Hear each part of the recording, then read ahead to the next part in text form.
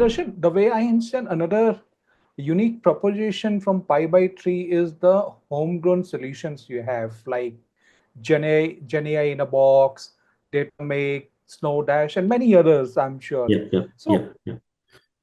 how did it all started? How did your focus Yeah, came to growing homegrown solution, which is very big differentiator? I think one part yeah. is the service, but another part is building some solution of your own, a product. So tell us more about it. How is it Sure. creating value for your customers? Oh, sure, definitely, definitely. So, I've been in Accenture for last 15, in the past, I've served Accenture for 15 years. You have been part of Accenture as well. The grooming has happened in such a way, uh, things have kind of, we are looking at things in a very different way. So obviously, as a startup, people have a lot of expectations, but the sustenance of the organization and the maturity what the organization brings to the table whenever we are into any client discussions or kind of proposals is very, very important. And the idea was to not do something one off. Idea was to kind of get the ball rolling, test the waters, readjust as per and recalibrate ourselves as per what we see in the market. So obviously, when we started PibyThree, one agenda was to get alliance partnership, talk to vendors, talk to the software big players, and then we chose a very few set of vendors for PibyThree that we are going to get associated with.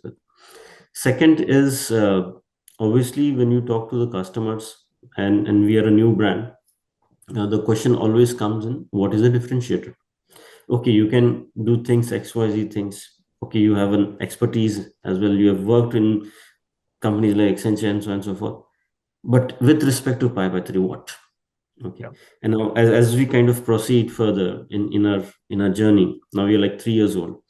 So we need to kind of have those differentiators. And that's where uh, the assets, the utilities would come into picture. So we started with some frameworks. We did Robopod, which is an automation deployment setup on Kubernetes. We have Snowdash, which is a FinOps tool. We are improvising now further with whatever the changes Snowflake is doing out there. So it's a FinOps tool on top of it.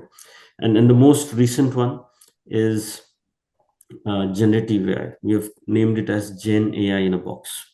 With so much noise in the market, with so much things, changes in technology happening, it's very difficult for a customer to understand what exactly is should I do to get onboarded onto the Gen AI journey.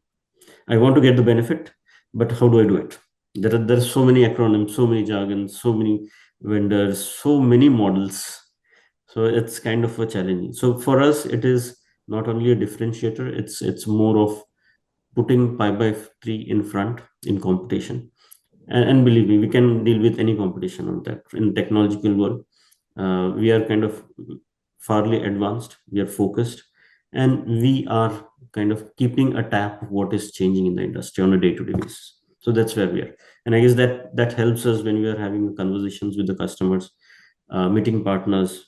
For example, the travels that we have all over the place helps us in terms of getting customer the information what they need.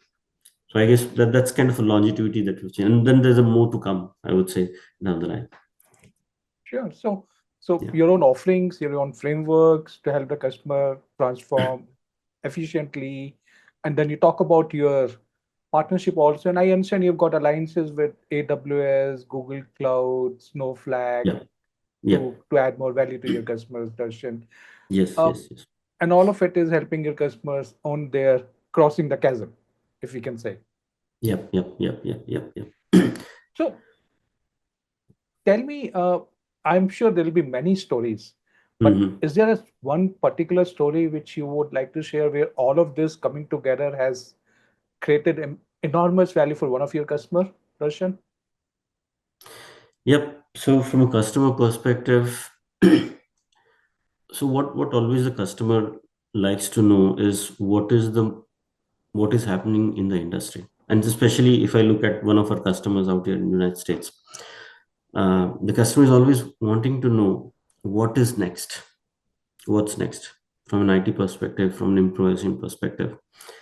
And talking about our accelerators, talking about the capabilities, talking about what we're doing differently in the organization from a futuristic perspective.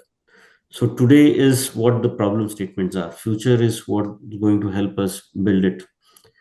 So it kind of builds a confidence for one from a customer perspective. Customer knows if I kind of throw a challenge to PibyThree, PibyThree would really kind of pick it up and solve it for me.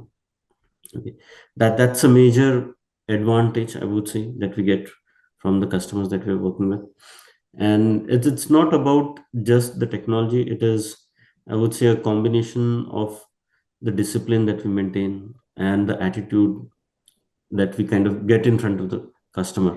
That always helps because the boldness will talk about what we are doing, and the intricacies and the depthness will kind of get the more confidence from a customer side. So it definitely helps us. It is helping. uh, and again, there's something which I can talk to you. There's something that we built like a a reconciliation kind of a framework.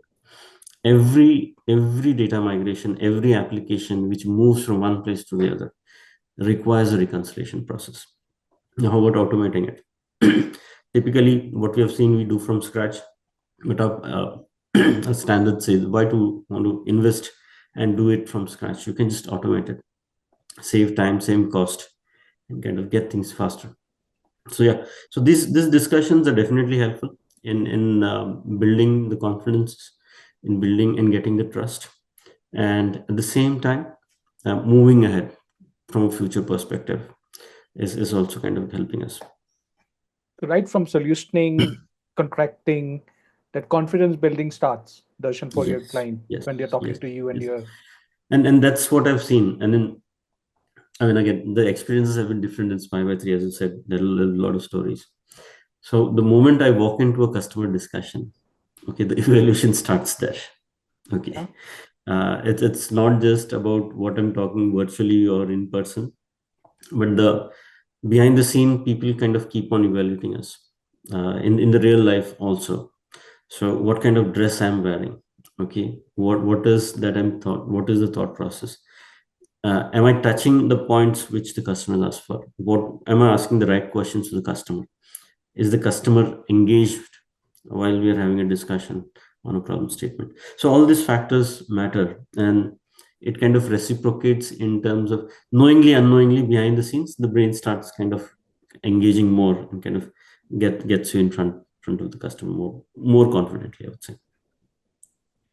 So Darshan, you talk about discipline, you talk about the attitude. I'm sure it's not only you and other founders attitude, but it's the culture you're building across the Pi by Tree, right? And today Yeah, you've got your teams in Pune, Bombay, Melbourne, Texas, if I'm not wrong, yeah, yeah, Darshan. yeah, yeah, yeah. So how are you building that culture of you're serving the customer across these locations? Focus on technology, focus on solving the customer problem, and being ahead of the curve also. Yeah. Extremely good question. That's what keeps me on my heels all the time. Uh, but I guess being engaged with the employees is the first and foremost part in terms of whatever smaller size of projects that we have done. We have seen our employees or our colleagues have to be onboarded. That is the first criteria. What the problem statement is comes next. So the cohesiveness and information sharing, the know-how that we do, that has to be that has to be in a phased manner, and it is not that I say something to somebody and people will follow. Okay, it's more of they also see how Darshan kind of comes and talks to me. Okay, are my problems the priority problems from an organization perspective? Is my customer's problem the most important problems from an organization perspective? Yes, they are.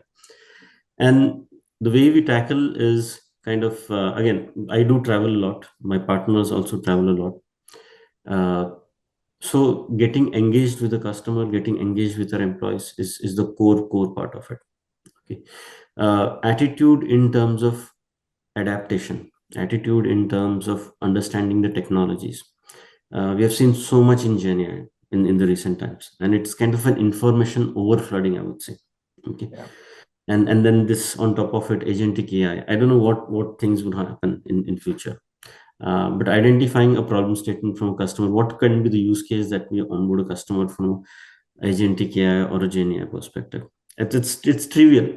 It's not so easy. Customers also kind of scratching their head. I need to kind of prove something in front of my own IT and own my own organization. So yeah, I mean, helping them continuously conversing. That is, I would say, the most important factor. Not leaving anyone and anything behind, and keeping people motivated. Either throwing some challenges, going some problem statements, uh, kind of getting into the groove, and those kind of small things from an engagement perspective, I think, are helping us a lot. And then that's the success metric. It's nothing different that we're doing extraordinary, but doing it at a regular interval, I think that's the discipline part. That will keep everybody motivated, that will keep the ball rolling. Just doing it once will not help. It will kind of have a spike, but doing it consistently, I think, helps us to grow in that case. I think I'm hearing discipline again. So discipline, consistency in the way we serve the customer, the way we build the organization, the way we Yeah, innovate everywhere. So that kind of seems the theme for the PibyThree, Darshan. yeah. I mean, I'm a firm believer. So Uh, you talk, yeah, yeah, sorry, I interrupted in between. So I'm a firm believer. Uh, you don't have to be a supernatural human. Okay, and that's what you perhaps see in the market on how things have evolved. Also, you have to be a consistent person throughout your life. Okay, that consistency, and I don't know if you have read the book Atomic Habits. Okay, yeah, you kind of get yourself 0.001% on a daily basis. You improvise on that, and then there'll be ups and downs, no doubt about it. But you try to improvise yourself in a year, in a span of 10 years, in a decade, you will find there's this tremendous change which has happened within yourself.